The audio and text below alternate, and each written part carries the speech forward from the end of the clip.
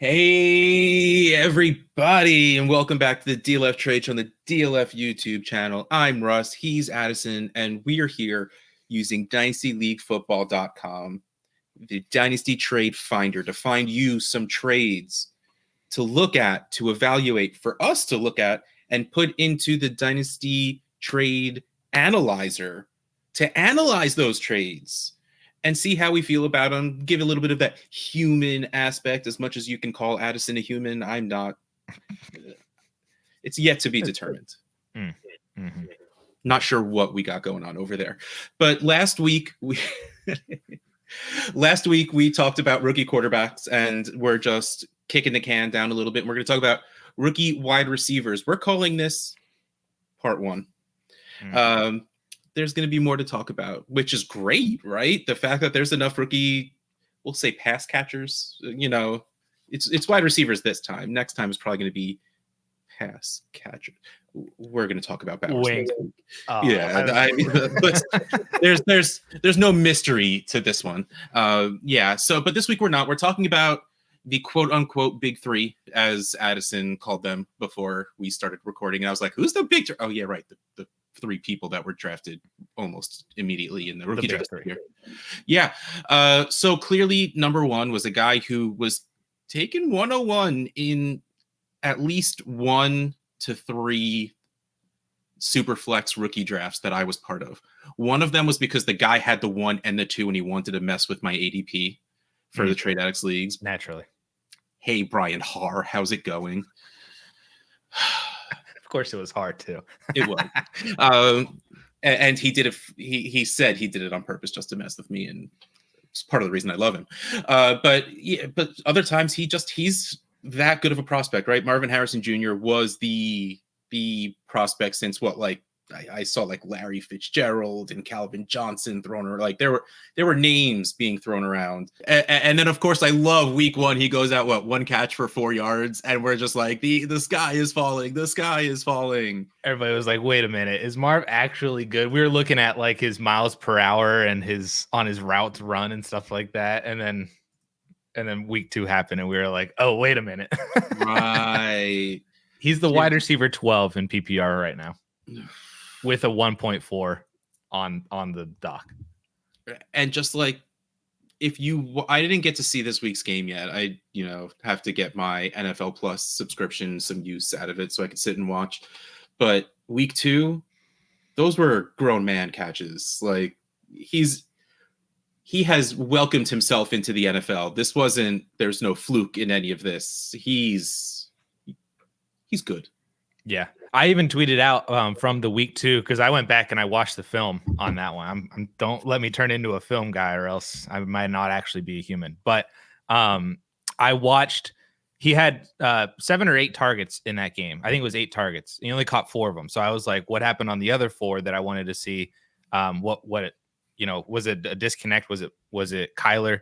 One was like Kyler kind of got pressured and he just threw it quickly at like Marv's feet. Yeah. That's just that was a target, but not really a target. One was a deep crosser that Kyler just overthrew Marv. Marv was wide open and he overthrew. That would have been an easy 20 plus yards added onto like the 130 that he already had. Calm down with that Kyler slander. Maybe he was supposed to run that route a little deeper. I don't know. But Kyler overthrew him. Marv was wide open, and that could have been another easy like 20-yard catch. And then the other 2 targets were end zone fades on different drives that they just didn't connect on, which end zone fades, I feel like already have like a low probability of success, but it was 2 different ones that the throws didn't even look like they were all that close. I think that's a Kyler Marvin Harrison connection thing that they just they don't have that down, like Stafford and Calvin Johnson or, Julio and Matt Ryan. Like, yeah, that connection will come more. But like I said, that if we generously gave him all 3 of those catches, his week 2 would have been 7 for like 160 and 4 if he caught all 3 of those. So like he would literally be the dynasty wide receiver 1 if that was his stat line in week 2, even with Nabers doing his thing as well. All right, let's get into the trades. Marvin Harrison Jr., 12-team Superflex. Oh, this was not what I was expecting. Marvin Harrison Jr., does that that a 2025 first and a 2027 first. Mm-hmm. I'm surprised that's even in the analyzer. What? I had to scroll all the way down, but it's in there. It's in there. All right. So Marvin Harrison Jr., 25 first and 27 first for Breece Hall and Nico Collins. Caution, Team A is giving up the highest value asset and the most pieces in the deal. Marvin Harrison Jr., 737, a 25 first, 370, a 27 first, 160 for a total of 1267. Breece Hall, 715. Nico Collins, 457. Total of 1172. Pretty close. What's your feelings on Nico? Oh, I love Nico Collins. Top 12 wide receiver. Higher. Just he was top 12 before the season started, even for me. Okay. Yeah. I wasn't ready to say top 12 before the season, but like 13 would have been fine. But he's the guy there. Most of it was hoping up.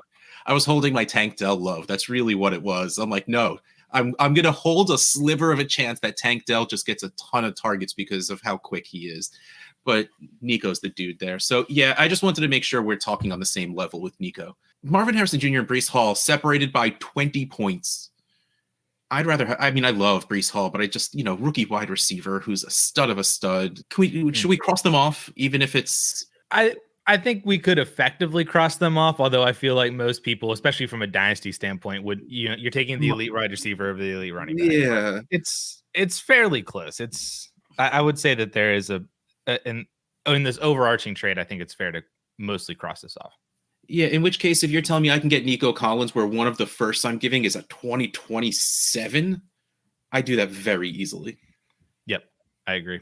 The way that I broke this down was I think Marv and Nico to me are not separated by all that much. And honestly, if you told me that they were in the same tier right now, if we still, the wide receiver rankings are so hard to do because the receivers this year have been so weird, but they're mainly coming back now over the past couple of weeks to where the top four that we originally had in Jefferson, Lamb, Chase, and Amon-Ra, some of them started slow. Some of them have been weird. We got some contract issues and stuff, but they've produced well over the past couple of weeks that I still think that they're the top four. And then you have Puka got hurt. AJ Brown's now hurt. Garrett Wilson hasn't really broken out over at least to start the year. He hasn't broken out to the level that I think that we wanted him to with Aaron Rodgers. And then you have Nico ascending, Marv ascending, and Nabers ascending. And then everybody else after that feels really bad. Like Tyreek and Waddle kind of dropped, and then London has dropped, and Olave has dropped, and Ayuk has dropped. It's like there seems to be such a clear top 7 or 8, and then like a massive talent drop after that, to where I just have Nico and Marv kind of similarly valued, which is not at all the case in this analyzer. Right. But I think I view them pretty similarly from a dynasty standpoint, even though Marv is 3 years younger, to where then I would take Breece Hall over the 2 first. And then that was kind of the same direction that led me to the Hall and Nico side on this. I get it. I get wanting Marvin Harrison Jr. and some draft picks, but that's 2020. It's forever from now. I'm not getting past that. And even if that was the 2026 first instead, I think I'd still take the players. Agreed. Wow, I really wasn't ready for that. All right, let's move on to the next one. Another Marvin Harrison Jr. for a 25 first, Rashee Rice and Jackson Smith and Jigba. Wow. Okay. Marvin Harrison Jr., 736.7 by himself. 25 first, 370. Rashee Rice, 315. Jackson Smith and Jigba, 301. Total, 986. Rashee Rice needs to be bumped decently. Massively. I mean, we want to talk about a guy that's up near 600. That guy needs to be at this point. Look, part of me is hoping for defenses to adjust a bit. It really feels like the defenses are taking the mid to deep away and just leaving Rashee Rice by himself. It doesn't seem optimal, but I don't hate it as a Rashee Rice manager and fan. But as a many Travis Kelce and Xavier Worthy manager, put at least one dude on Rashee Rice. Come on. You don't need to triple team both of them. This is a little different because I really like the idea of Rashee Rice. I love the idea of JSN, but that's going to take some time. And then week 2. was great. We saw hope. Yes, that was at least that legit did bump his price a little bit, talking to some people in my leagues. I'm taking Rashee Rice, JSN in the first here. I agree with you that JSN, like, he is such a weird value, but at least that he has, I think, value insurance that, kind of like what we did with London and Olave and Wilson heading into year 3 this year. We're going to do the same thing with JSN next year. Yeah. And imagine, like, if Lockett actually leaves the team. Like, I know we're doing that whole, like, hopping on that roller coaster again of like, 2025 Lockett's going to be gone. But like, if that were to actually happen, JSN's value would get boosted from that. Not even mentioning what could happen over the next 13, 14 weeks of if JSN continues to kind of assert himself as the more wide receiver 2 on the team with Lockett now. I think that he is a solid, like, you could just recoup a first round pick for him, I think, next offseason, worst case scenario. But I think that the difference between Marvin Harrison Jr. and Rashee Rice is not a first round pick. So I would happily bump down from Marv to Rice for the first. And then I'm also getting what I consider to be another first round value in JSN. So I'm taking the package. What if I told you that this is a non-playoff first? Yeah, it has to be. Oh, yeah. I mean, then I'll take the non-playoff first Rashee for sure. Like, that was another thing I was trying to figure out. Like, you're doing this as a competing team to get Marvin Harrison Jr. in my mind, because even though he is 22, he's scoring points. I don't think you do this as a rebuild. It feels silly to do this as a rebuilding team. I would do it as a rebuilding team if it really was like a non-playoff first, like a top 3 potential pick. And no, the other side, like, why would you trade these for Marv? If you're rebuilding, why trade these 3 pieces for Marv? Yeah, no, you're doing it as a contender for sure. But I would argue that I think the other side is just as good as a contender. Like, Rice is probably, I shouldn't say probably. Rice could outscore Marv for the remainder of the year. I feel like, honestly, it might be more likely that he outscores Marv for the remainder of the year. And then you're getting a non-playoff first on top of that to extend the longevity and value of your roster. This trade to me does, like, when I went into this league and saw whose first this was and the roster, like, they are middle of the pack right now, but they are only that way, I think, because Rashid Shaheed kind of broke out really quickly, and they hit on Baker. Were like the only 2 things that they have, but they only have Baker and Jordan Love, so he doesn't have any other QB3. So he's currently, as long as Love's out, currently does not have a QB2. His only 2 running backs are Aaron Jones, and Kyron. If one of them gets hurt, he's kind of screwed at the running back position. His best wide receiver is Deontay Johnson, or maybe Christian Kirk, or maybe DeAndre Hopkins. Those are like, he has Evan Ingram, who hasn't played yet, and then his backup is Andy Dalton led Deontay Johnson is a stud, by the way. I will agree with that, but this team can go south really quickly. Yeah, that pushes it over. You're right. Like that.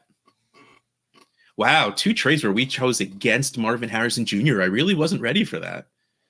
I think it speaks to how quickly his value has ascended, and like what you can get for him right now, because people seem to be crowning him as like the next, maybe not the next Justin Jefferson, but like, he could be a top 5, top 4 dynasty wide receiver right now, especially if people just were out on Chase a couple weeks ago, or out on Lamb, or Amon-Ra wasn't producing. St. Brown's not crushing it. So like, Justin Jefferson is Sam Darnold, like, even though it doesn't matter whatsoever. But that's the thinking and the mindset between people that maybe missed out on Marv or now want Marv, that they could pay up to get a wide receiver like that, but they might be paying up too much. All right, so let's move on to Malik Nabers. We're going to talk about, actually, we're doing the trades in the other order of which you put them in there. But okay, Malik Nabers is good. Like, slightly. I saw a tweet, and I thought it was so funny. I saw a tweet that said Malik Nabers is going to mess around and give Daniel Jones a third contract extension on the Giants, and I was like, yikes. I think it's still pretty obvious that this is Malik Nabers and has absolutely nothing to do with Daniel Jones. That if there was a quasi-competent quarterbacking, Yeah. Nabers would have more catches because his targets would be more catchable, but also they would have the comprehensive ability to throw the ball to someone else a little bit. Okay, but I want to talk about this second trade first, because I don't know if you noticed what you did again. I did. That's why I have on there. We have to talk about this. So I 100% know what this first trade is that we'll talk about second. All right, so let's do the second trade. Yeah. Malik Nabers for Christian McCaffrey and Chris Godwin. You could tell me Christian McCaffrey was healthy, and I think I take Malik Nabers here. And that's pure dynasty value. That's not me because if Christian McCaffrey were healthy, he's scoring like Christian McCaffrey. And Chris Godwin finally doing some Chris Godwin things. You love to see it. I am concerned about Christian McCaffrey right now. I think I saw someone said like week 10 is his lucky comeback. Did you see he's going to visit some like Achilles specialist? Germany. Yeah, in Germany. Which means he's going for something you can't get in the US, which means it's Hail Mary time. Yeah. That scared the ever-loving crap out of me for CMC. Because it's all like, and then because it was already like, oh, Achilles tendonitis that has an increased risk of an Achilles tear, so they wanted to be cautious with it. And I was like, ooh, that was like level 1 scary for me. And then I saw the next news report was that Dre Greenlaw had Achilles tendonitis last year, and then he tore his Achilles in the Super Bowl. Yes. And I was like, ooh, that's running on too scary. Field. Yeah. And then there's that news that he then went to Germany to see a specialist. And I was like, that is like level 5 scary. Like I jumped a couple levels. We're at threat level midnight for this one right now. Yeah, which is why it's so weird to have him in a trade for Malik Nabers right now, who is 21 years old. I think this was he was really, really young. I think this is a trade of the person who traded for CMC and Godwin probably thought that they would get comparable production out of Godwin, which, I mean, based on what he's been doing, Nabers is the wide receiver 1 right now. Godwin's the wide receiver 3. They're separated by 4 total fantasy points. So if both of those things continue, we haven't played 4 weeks yet. So that is more than 1 point per game. Just saying. Fair. But fair. But if they view that the production between the two is going to be comparable as a contender, and then I think they were thinking that when CMC comes back, you just elevated your team to a whole new level. But if CMC never comes back, at least in 2024, and Nabers tracks to dynasty wise, this is terrifying. Yes, I would never ever do this. This is redraft line of thinking, and that's not what we're. Malik Nabers 621.4, McCaffrey 581, Godwin 197 for a total of 778. So like this falls in line. You're overpaying for the stud 2-1. You're overpaying a little bit. Like this kind of checks out, but man, that's risky. Like it's a non-zero chance we may have seen the end of Christian McCaffrey as Christian McCaffrey. Like Jordan Mason's doing more than well enough that if he comes back and McCaffrey's not 100%, that we see I don't think we'll ever see a 50-50 split, but like 70-30. And while McCaffrey doesn't need 95% of the touches that he always gets to do what he does, it's part of the reason he's ranked as highly as he is and all of that stuff. Right. This is a level of courage, a level of faith, a level of chutzpah that I just don't have. No. Well, just take Malik Nabers. Okay, so this next trade, it's a me trade, which I'm sure you all picked up from my line of questioning before. I have a team where I have Anthony Richardson, Caleb Williams, and Trevor Lawrence on it. And it's the year I'm coming out of my rebuild. And I'm like, I think I could do pretty well. I don't know if I'm winning this year, but I really like my team. I looked at your team. I really liked it too, because I wanted to see where your pick was from this trade. So yeah, I'm 1-2 right now, which is unfortunate, but like I'm scoring pretty well. My power rankings in the middle. I think I'll make the playoffs. But regardless, because I went after Malik Nabers, even if I don't win, I still have a 21-year-old stud wide receiver on my team. So the reason I didn't talk much about Malik Nabers beforehand is because I wanted to tell the story of this trade. So I was going after Nabers pretty hard from this guy, and he ends up sending me a trade offer on like Friday afternoon after a bunch of back and forths. And he sends me this offer: Malik Nabers and a second for Trevor Lawrence and my first. And I froze. Again, I have bias towards certain players. Trevor Lawrence is one of them. And I'm stuck here thinking there's a chance Trevor Lawrence might not be that good. He's playing like he's not that good. I'm hoping that once Evan Engram comes back, he'll do a little better, because while I love me some Brian Thomas Jr., you need more than Brian Thomas Jr. to have a successful offense.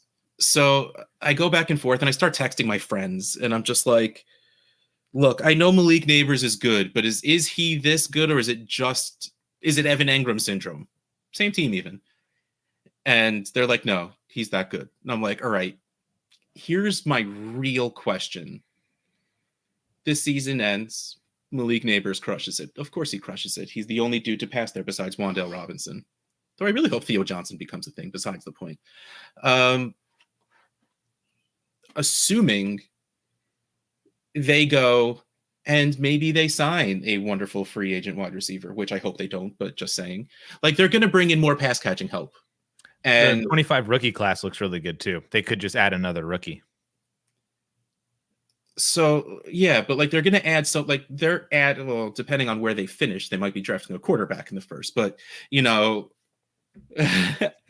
let's assume they either sign a good free agent wide receiver or draft a wide receiver in the first 2 rounds. And even wide receivers drafted in the second round are very talented these days. You know, is Malik Nabers good enough where if he doesn't get 18 targets, is he still going to be that good? And unanimously, yeah. Yes. He would be better than any wide receiver that they could bring in outside of like legitimately trading for another elite wide receiver. So I'm sitting in the nail salon with my family getting my toesies done. And I get a message from the guy Sunday morning. And he's like, just letting you know, I'm going to revoke the trade when the games start, because I don't like having trades hanging out during games. I'm like, first of all, how dare you assume I would accept the trade if Trevor Lawrence got hurt or something? That hurts my feelings. But also, totally get it. Absolutely. That's fine. And then I'm sitting there like, wow, I'm overthinking this, except. So I ended up getting Malik Nabers in a second and sending away Trevor Lawrence in a first. And I immediately felt great about it. I don't know why. I was hung up on it purely out of personal bias for liking Trevor Lawrence. Like, this makes sense. And I'm a little worried about giving up a first, but I figure as long as it's not Tet McMillan, and even if it is, it's Malik Nabers. Yeah. Yeah. I saw this trade in the analyst. So first of all, on my story as to why I included this, not just because I saw it was your trade, but there were a lot of bad Malik Nabers trades done in the trade finder. Not even just from around week 2, like kind of before he had that big Commanders game, or even before last week when he just did it all again, has back-to-back 28-point weeks. But just kind of like over the past couple of weeks, there are some bad Malik Nabers trades. I will say, granted, there are not a ton of Malik Nabers trades right now, because I think whoever drafted him knows what they have in them and they don't want to move them, which seems like pretty sound dynasty process. But the ones that are the trades that have gotten done for Malik Nabers recently have not been good. So if you can pry away Malik Nabers, it seems like you're going to get a good deal on him. This was by far the best deal in terms of like how to value Malik Nabers properly. I think that was in the trade finder. And then I saw it was your trade and I was like, ooh, we have to talk about this. And then I saw that you added a first to Trevor Lawrence for this in a Superflex league. And I was like, that is spicy. What does that mean about Trevor Lawrence's value? So that was the whole why I included this. This trade is, I would take the Malik Nabers trade side on this one. So I agree with you. I would have hit accept. Maybe not Friday whenever you got it, but I probably would have hit accept Saturday before Sunday morning. Oh no, I purposely waited till Sunday morning on this one. Like I knew, like, because I knew it would drive me nuts. And honestly, whenever this happens, whenever I do this to myself, I believe 100% of the time I just end up accepting it anyway. But like, I saw this on Friday, and I'm just like, this one's sitting. I'm not answering this now. I don't want to think about. I'm going to have a nice Saturday. I'm going to go and have some fun. I'm not going to think about this at all. And Sunday morning, when I'm sitting in that chair, getting a nice massage from my massaging chair and getting my toes painted, I'll just be like, yeah. And then him messaging me was just like, yeah, being dumb. Next, we have Rome Odunze, who has his moments. Oh man, I can't stop watching that video of that one play, that one goal line play against the Colts, where the ball gets hiked and you blink and 3 offensive linemen are on the floor. And there's 6 players around DeAndre Swift. It's so bad. It's so bad. Yeah. I feel so bad for Caleb. Like, this might be a buy window for Caleb at this point, because it's hard to believe that offensive line could get worse. Yes, agreed. It's bad. And it's kind of it's also then like funneling down to the rest of the offense, I think, too. Like Swift, I think, doesn't really look great with the, like, even when he has the ball in semi-open space, he doesn't look all that great. But the offensive it's line Roshan season, baby. I think it's about time. I'm still team Khalil Herbert, but Roshan, I think, should also be given a chance. But I don't know how much better they're going to be with that offensive line. And because Caleb then doesn't have any time to throw, that goes down to DJ Moore is getting like a really low ADOT right now. So like, he's just like, he's turned into Jarvis Landry. Yep. Rome is Caleb's just chucking passes to Rome off his back foot. Keenan's been hurt, so it's like you get those glimpses of what that Caleb Odunze connection can be. Every once in a while, Caleb puts a ball that just arcs beautifully over the defender right into the basketed hands of Odunze, and you're just like, oh. Why can't this be every play? Oh. It's just so beautiful. So I like it. I'm in on that connection. Just that they need a lot of help. Let's see what these trades are, though. 12-team Superflex, Rome Odunze for Travis Etienne, 420.9 to 443.9. I think this is super fair, and this is building versus competing. Like, I'm fine with this. The rough part about this, you labeled the ETN side as the competing side, is that he's also not. I mean, we were talking about Trevor Lawrence not doing well. ETN is also not. That whole offense sucks, and ETN is getting, I think, the brunt of a lot of the bad of it. Yeah, I think I would take Odunze. This is kind of the similar level as what we were talking about, like at the very top with like Marv versus Hall. Whereas I think Odunze and ETN are kind of at the same level within their positions, respectively, to where I would take upside wide receiver 2 over upside back end RB1, you know? Yeah. Oof. ETN 13 points per game at the moment, running back 26. That's worse than I thought. Yeah, he's not doing well at all. I think he scored once. And then, well, he almost scored. He scored twice. He scored in both week 1 and week 2. Yeah, he almost scored and then got benched. So 13 points per game with 2 touchdowns on the board. That is rough. Like, that's not like Josh Jacobs is averaging like 13 points per game, but he hasn't scored. And so that's kind of like the difference there. 13 points per game with 2 touchdowns is not what you want to see out of your running back. That's very touchdown dependent. Yeah, I didn't realize he was doing that poorly. I have, I think, 1 or 2 shares that I never pay attention to how running backs are doing. That's probably a bad thing on mine. But yeah, the answer is Rome Odunze here. I think we've seen what ETN is, and it's great when he's scoring 2 touchdowns a game. When he's not, it can be good, but it's never going to be great. We say this of the dude that finished as the RB3 last year. But yeah, I think Odunze has that ceiling of being It's going to take time to get there because Caleb's going to need time to throw the ball, but he could easily. Is he already a top 15 wide receiver, Odunze? No, I don't think he's there yet. But like, yeah, he shouldn't be. But I know the youth sometimes just pushes people up for no reason whatsoever. I think with a decent ceiling, he can be. If he can finish as a top 20 producing wide receiver this season, which is in the realm of possibility, like that will push him up to being what, KTC is wide receiver 13. Ahead of on Keep Trade Cut, he's wide receiver 13. That's too high. Do you want to read the receivers that he's above? Okay, that's great. Let's go. So 13. Devonta Smith. Nope. Tyreek. Nope. London.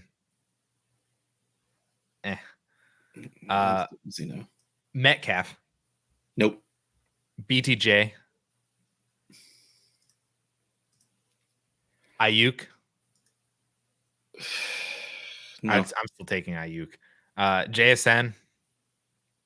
I'll take Odunze. Jalen Waddle. Can they just get a quarterback? Yeah, that's basically still we're at like 18ish. Like that feels. And then Flowers, Reed, Worthy, Pickens, DJ Moore. That feels. Tank Dell. That feels right. Higgins. Yeah, like Odunze with a decent season has the ability to increase from that 18ish area. ETN's value is never going up again. Like, give me Odunze here. Yep, agreed. Oh, wow, next trade. Puka and Rome Odunze for Amon-Ra St. Brown in a 25-second. Puka, 546. Odunze, 421 for a total of 967. Amon-Ra, 795. The second is 111 for a total of 905. I hate this so much. This trade would set over the weekend for you? Just give me Amon-Ra. I believe, well, first of all, while small games sample sizes in 24, 23, 22, wow, they're 22, 23, 24. Wide receiver means nothing. Laporta might miss a week or two. That's get right time for St. Brown, assuming he's healthy. To be fair, Amon-Ra has been over 20 points in each of the last 2 weeks. So did he do it again this week? All right. I know week 1 was rough and I didn't see this pass. Okay. So Give me Amon-Ra. I love Puka. He'll be back to doing Puka things at some point this season. Odunze, I said everything about him, but man, Amon-Ra is still a top 4 wide receiver for me. So I would pay up to just go get that top 4 wide receiver. Yeah, there is still a lot of if with Odunze. Mm-hmm. That's basically the exact way that I viewed this. I love trading up and condensing at the wide receiver spot to get thinner. And I think this is I wouldn't say that this is like the best example of that, but I think it's a solid example of, removing, especially if you're a competing team, trading away Puka while he's injured, Rome while he's a rookie and has shown glimpses, but hasn't really given you consistent production. And just going up and get Amon-Ra, and you got the second tagged on top. I love that they got the second on top. Yeah, if this was just Puka and Rome for Amon-Ra, that I probably would just be like, value wise, I'd just hold on to Puka or try to see if you could, my advice would probably be, can you get something tagged on top of Amon-Ra? That would have been my advice if somebody asked me Puka and Odunze or Amon-Ra, I'd be like, can you just add something to it? And they're like, oh yeah, they'll throw in a second. I'd be like, all right, perfect. That's it. So give me Amon-Ra. Yeah, I'm with you. It's yeah. And I get, like, I'm good with the other side, to be fair. Like, I think this is a good trade. Mm-hmm. I love, if I'm not competing, I don't mind that tier down. Like, it's a little risky because of the Odunze factor, but I don't, I'm in on Puka. I don't think he's risky. He exacerbated a prior injury, that's what this was. So once he gets healthy, he'll be fine. Like, he didn't heal up enough. That's all it was. He had that injury before the season started. And Kupp's also injured now too. So he's been injured 3 years in a row. Yeah. And I love Matt Stafford, but let's face it, Puka didn't do Puka things because only it was Matt Stafford. So if you're sitting here, well, what happens when Stafford's gone? Okay. Part of me wants them to trade for Bryce Young so he can sit behind Stafford for the year. And then. That's not a terrible idea. Get him into at least an appropriate system. Let him move on. I think Bryce Young's kind of cooked, though, but or at least his confidence is shot enough. So was Sam Darnold was seeing ghosts, and now he's the MVP. That's a good point. I mean, but and then I know Baker's situation doesn't really mirror this because he played out the entire time, and he went to the playoffs with the Browns. Yeah, but he also had a new offensive coordinator every single year of his career with the Browns, which is disgusting. Mm-hmm. But he was still in a terrible situation, moved to a different team, and even though he did have now 2 different offensive coordinators. They were at least comparable offensive coordinators. Like Canales and Cohen were at least really, really, really good offensive coordinators.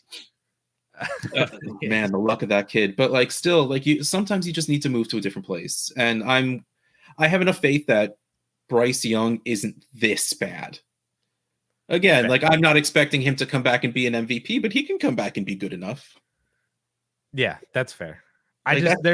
There was a TikTok edit that I saw that was Bryce Young having to do like a little hop to dump it over his offensive lineman into like the middle of the field right in front of him. And they edited a like Super Mario jump sound every single time. Bing. And they're just like, he's too short that he has to do a little hop to throw over the offensive lineman. So that's stuck in my head forever. He needs to watch some Drew Brees and Russell Wilson tape and figure out what to do then, because you've never seen them. I mean, Drew Brees made a career of throwing off his tippy toes, which always made me so happy to watch. He didn't get the hop effect. He knew enough to not leave the ground. I loved. It always made me so happy. Or just he still was able to chuck the ball like he was. Or Bryce Young just needs an Alvin Kamara that he can throw to out in the flat, instead of in front of him, and then that would be good for Bryce. Yeah, so I'm not giving up on that. All right, but that is the end of our rookie wide receiver part 1. We'll be back next week with rookie pass catchers part 2. Wink, wink. Wink, wink. But for now, this has been the DLF Trade Show on the DLF YouTube channel. Russ Fisher, Dynasty Outhouse, Addison Hayes, Adam Hayes, _ We'll catch you next time. And I mean, Trevor Lawrence, even if he starts playing well, won't be playing well enough for me to feel bad about it, because I think he's settling into that, and he's not even really playing that well in real life, but better for real life than he is for fantasy. Is he turning into Derek Carr? Remember how good Derek Carr was at the beginning of his career? Like, he had like an MVP caliber season. Yeah, he's like second or third year, and then just kind of like. Is Trevor Lawrence turning into Derek Carr? No, I'm not there to say that. I'm not ready to say that yet. Though, I mean, well, Derek Carr, to say these names now doesn't mean that much, but like that year when he had Amari, Michael Crabtree, and was it Greg Olsen back then? Like he had 2 very good wide receivers and a very good tight end. And I can't remember who the running back was either. Like they had a good team. Was it like Lat Murray? Was it the Lat Murray years? Yeah, it might have been those years where they were shuffling through those. Like they had a good run of really good running backs, or running backs that played really well. It was 20. Yeah, he threw for nearly 4,000 yards and he threw for 32 touchdowns in year 2 and 28 touchdowns in year 3. And that was the 2015. That is Amari's rookie year, where he also had Michael Crabtree, Lat Murray, Clive Walford. That's a name at the tight end position. That was 20. As one of those athletic guys we wanted to be a thing that never really happened. And then 2016 was basically the same team. Jalen Richard. Ooh, and DeAndre Washington. Yes. Man, what a team, dude. Trevor Lawrence needs help. Like, you want everyone to be that quarterback that elevates the players around them, and with greatest prospects in Andrew Luck and all of that stuff, doesn't always work out. But if the Titans are willing to surround Will Levis with Calvin Ridley, DeAndre Hopkins, the Jaguars should do something a little better than what they're doing. Yeah, I think There's a it's way they're probably willing time. to spend money. I think it's probably time to remove Doug Peterson as well. Because they were kind of like, this is kind of what happened in Philly. Same kind of thing where it was just like they weren't really getting to where they needed to be. I mean, they won a Super Bowl with Doug Peterson, fair. But like after that, they had like, Nick Foles, Wentz just kind of hit a wall. And then, yeah. Yeah, something like there needs to be changes there. I'm not giving up on Trevor Lawrence. I'm pulling a Tua where I'm not giving up on the player, but I'm giving up on the ceiling that I used to believe would be there. Fair. I like that. All right, we ready to move on since we're sitting here talking about the wrong player at this point anyway?